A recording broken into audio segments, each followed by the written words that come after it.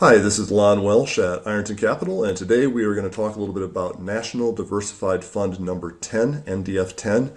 And I want to feature one of our projects in this, and this one's going to be called Echo Suites. This is a new extended stay hotel, which is offered by the Wyndham master brand. So Echo Suites is one of their sub-brands.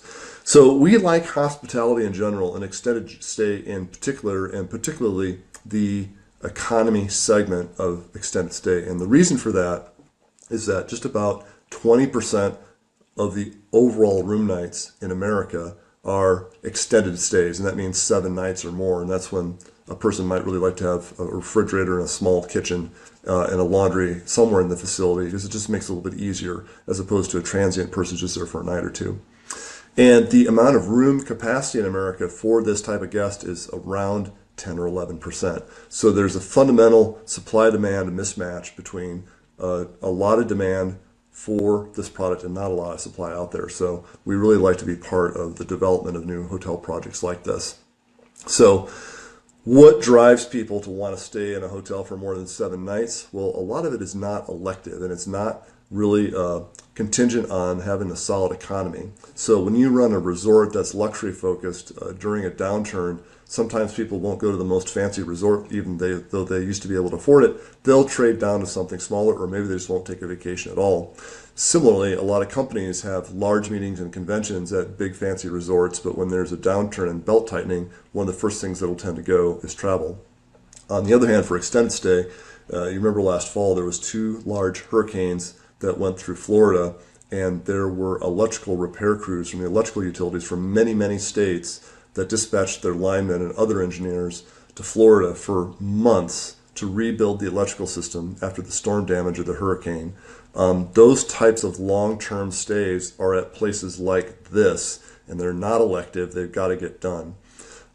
Travel nurses are sort of the postcard image of someone who goes somewhere and stays for, say, 3 months, and they need something that's furnished and ready to go. What you might not know is that the medical community of people that travel like that is much broader than just nurses. There's medical students that go to a different university for a month to do a fellowship to learn a particular skill, or a research scientist that does a guest stay at a lab for several weeks, or other people in medical practices. Another common element that you'll see is someone that's moving from New York to Chicago, and they want to live in a temporary place for a little while they figure out what neighborhood they really want to live in, or while they're house hunting.